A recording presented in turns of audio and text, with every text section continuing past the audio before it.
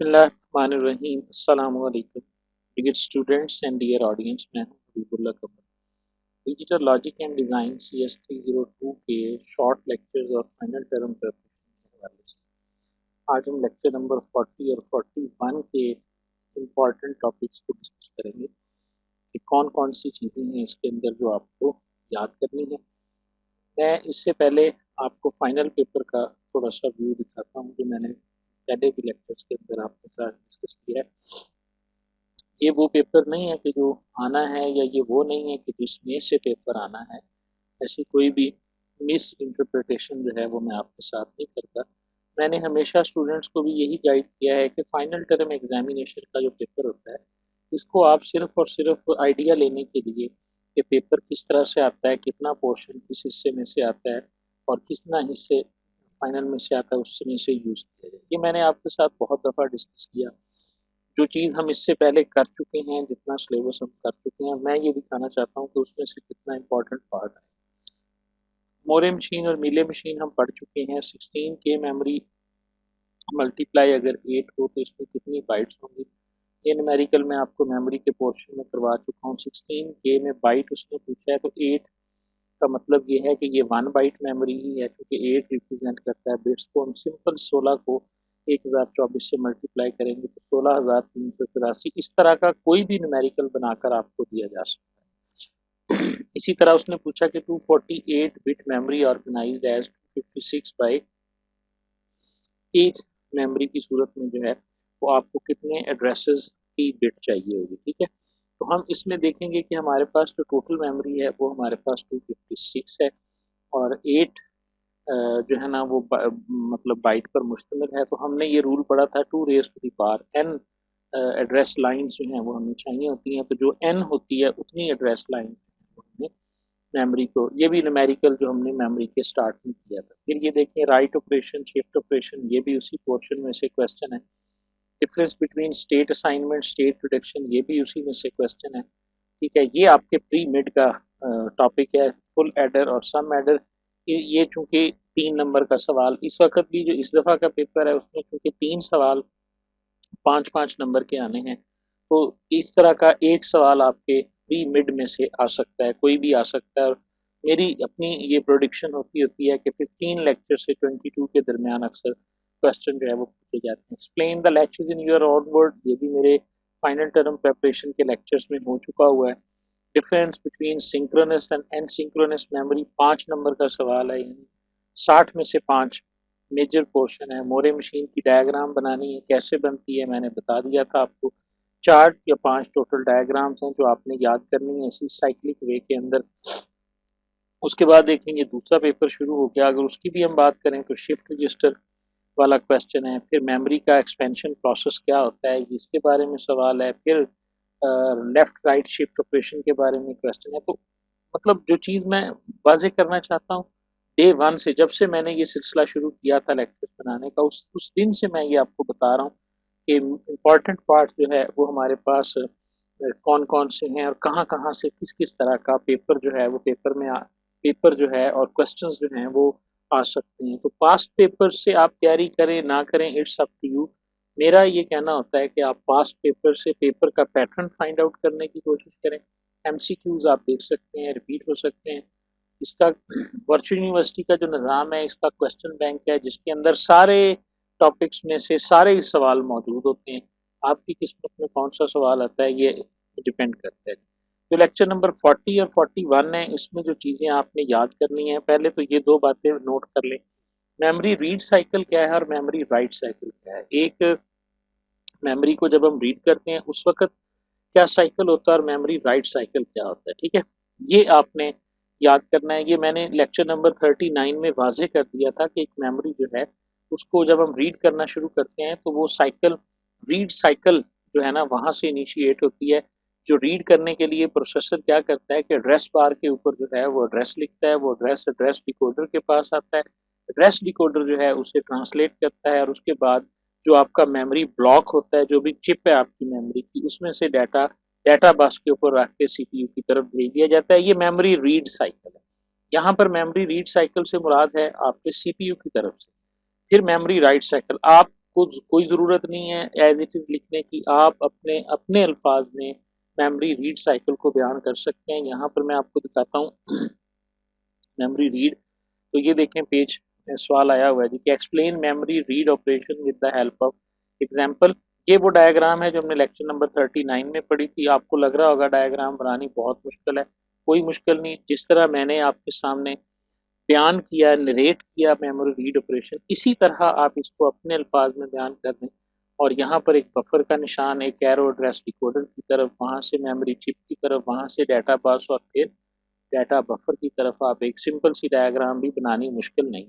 इसी तरह memory write operation जो है हमारे पास, वो कौन सा था कि जिसके अंदर ये मेमोरी राइट शुरू होता है जब आपके पास राइट साइकिल जो है ना वो इनिशिएट करता है। कि राइट साइकिल के उनसे मुराद क्या, डाटा डाटा बस के ऊपर डाटा रख दिया जाता है और एड्रेस बस के ऊपर एड्रेस रख दिया जाता है। एड्रेस डिकोडर एड्रेस लेके पहुंचता है मेमोरी चिप के पास और डाटा वहां पर राइट कर दिया जाता है। ये दो साइकिल्स आपने याद करनी है। उसके बाद इसमें बहुत ही अहम कॉन्सेप्ट एक आ रहा है जो 40 लेक्चर में है, वो है सिंक्रोनस एस रैम और S synchronous S RAM. Synchronous S RAM और एस सिंक्रोनस एस रैम में क्या फ़र्क है, क्या सिमिलैरिटी है, इसमें बर्स्ट एस रैम क्या होता है, ये सारी चीज़ें आपने पढ़नी है। हम जानते हैं कि रैम्स दो तरह की होती हैं, एक हमारे पास स्टैटिक होती है, एक हमारे पास डायनामिक होती है। सिंपल वर्ड्स में लिखा हुआ है, एक दफ़ा आप रीड करेंगे आपको समझ आ जाएगी। जो सिंक्रोनस रैम होती है ये क्लोज्ड कनेक्शन होता है इसका क्लॉक सिग्नल के साथ, ये डिपेंड नहीं करती। जो एस सिंक्रोनस होती है ये क्लॉक सिग्नल पे डिपेंड नहीं करती, और जो सिंक्रोनस एस रैम होती है ये डिपेंड करती है। ये देखें, यूज ए क्लॉक सिग्नल, एक फ़र्क इनमें ये है कि ये क्लॉक सिग्नल को यूज़ करती है, एस सिंक्रोनस जो है वो क्लॉक सिग्नल को यूज़ नहीं करती। दूसरा फ़र्क भी यहाँ पर मेंशन है, सिंक्रोनस रैम और एसिंक्रोनस रैम की जो सिमिलैरिटी है वो क्या है, एड्रेस डिकोडर सेम है इनका, मेमोरी एरे सेम है, read write and enable input जो है वो सेम है। डिफरेंस कहाँ पे आता है, क्लॉक सिग्नल के ऊपर डिपेंड करने का। अगर तो क्लॉक सिग्नल से जो टाइड नहीं है वो एसिंक्रोनस है, जो टाइड है वो सिंक्रोनस है। दूसरा फर्क इनके अंदर जो आता है वो आता है इनके बर्स्ट फीचर का।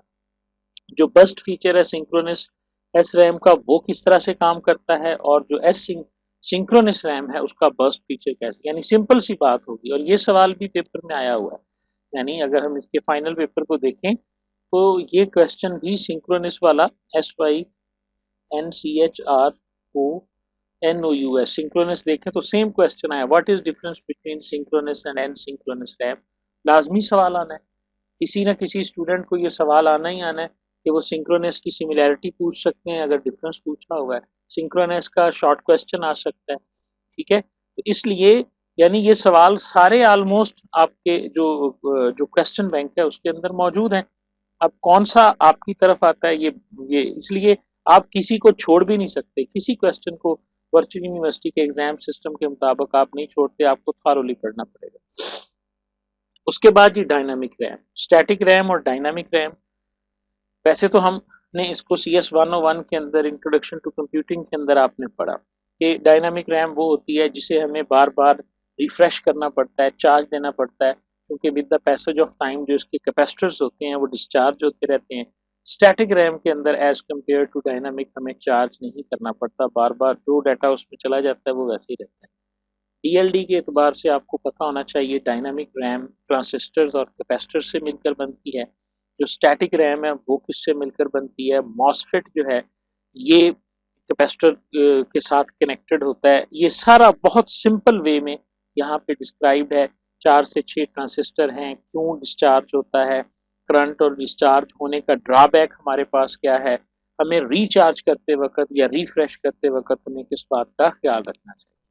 डायनामिक रैम के बाद